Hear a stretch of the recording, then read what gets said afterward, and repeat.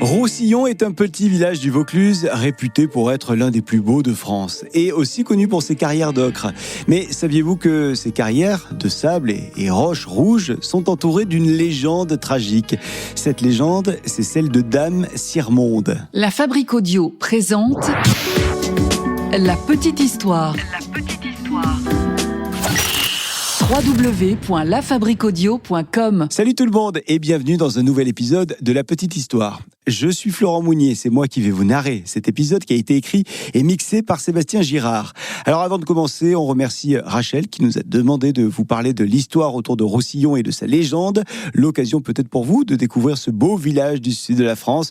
Et si comme Rachel, vous souhaitez qu'on parle d'un sujet en particulier, un sujet qui vous tient à cœur, ou si vous avez une histoire personnelle à nous raconter d'ailleurs, n'hésitez pas à nous contacter directement sur Spotify. Vous pouvez nous laisser des messages via Spotify, sur nos réseaux sociaux également, ou bien par mail, contact@lafabriqueaudio.com, la fabrique avec un K. Et je vous rappelle également que nous cherchons de nouveaux sponsors pour l'année 2026. Donc, si vous avez une marque, une entreprise, vous souhaitez soutenir notre podcast et vous souhaitez qu'on vous mette en avant, eh bien, n'hésitez pas à nous contacter. Là aussi, contact@lafabriqueaudio.com, la fabrique avec un K. Allez, sans plus tarder, on prend la direction du Vaucluse à la découverte de la légende de Dame Sirmonde. Ah oui. Quelle histoire, ça aussi. Alors, on commence avec une première question. Roussillon, où est-ce que c'est ? Eh bien, comme je vous le disais en intro, Roussillon, c'est dans le Vaucluse, entre Avignon, où je réside d'ailleurs, et Manosque, à la frontière entre le parc régional du Mont Ventoux et le parc régional du Luberon, dont le village fait partie. Roussillon est un charmant petit village d'environ 1300 âmes, situé au cœur du plus grand gisement d'ocre d'Europe. L'ocre, c'est quoi ? Eh bien, c'est tout simplement une roche riche en fer et exactement une roche riche en hématite qui donne cette couleur rouge. L'endroit est prisé des touristes. Le paysage est assez insolite, faut bien le dire. On a l'impression de se retrouver dans le Colorado aux États-Unis, d'où le surnom de Colorado provençal qui a été donné à l'un des nombreux sentiers de randonnée du coin. C'est un lieu très connu dans le sud, un lieu où se retrouvent des milliers de touristes chaque année. Ils se bousculent notamment au printemps et en été. Alors aujourd'hui, on sait d'où vient la couleur rouge de l'ocre, mais pendant longtemps, une légende sordide a régné autour de ces falaises. La légende, c'est celle de Dame Sirmonde.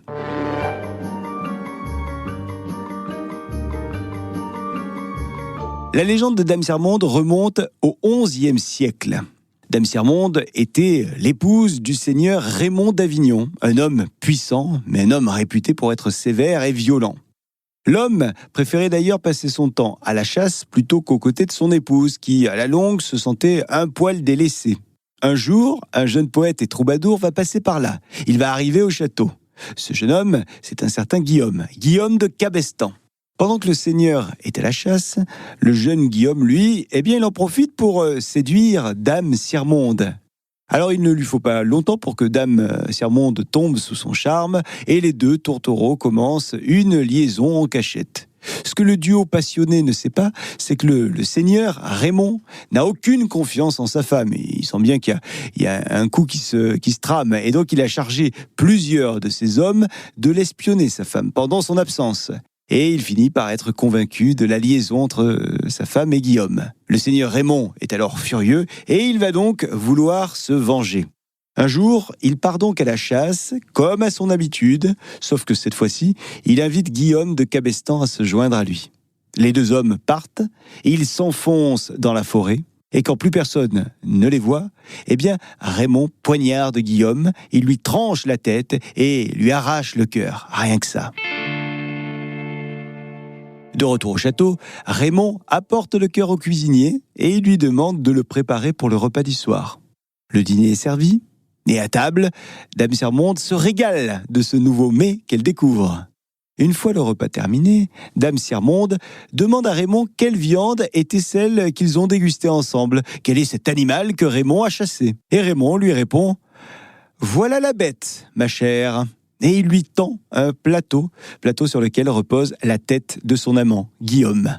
Sirmonde est tétanisée, vous l'imaginez, elle est abattue même. Elle comprend qu'elle vient de manger le cœur de l'amour de sa vie. Sirmonde est alors inconsolable, elle quitte le château en courant et arrivée au bord des falaises de Roussillon, Dame Sirmonde saute et se jette dans le vide. Son corps s'écrase plusieurs dizaines de mètres plus bas et son sang va couler à jamais dans les roches de Roussillon. C'est ça qui va donner la couleur ocre à la pierre. Alors on sait aujourd'hui que la vérité est ailleurs, mais cette légende, elle reste gravée dans l'histoire de Roussillon et de sa région. Voilà les amis pour cette petite histoire autour de la légende de Dame Sirmonde. J'espère que cette histoire vous a plu. Si c'est le cas, partagez-la, commentez-la. Dites-nous d'ailleurs si vous êtes déjà allé voir les carrières d'ocre de la région, parce que ça vaut le déplacement, ça je vous le garantis. Nous on se retrouve très vite pour un nouvel épisode de la petite histoire. Et puis si vous avez envie qu'on parle d'autres légendes, n'hésitez pas à nous le dire. On vous attend sur les réseaux sociaux de la petite histoire et sur contact@lafabriqueaudio.com. La Fabrique avec un K. La Fabrique Audio présente La petite histoire. Vous souhaitez devenir sponsor de ce podcast ?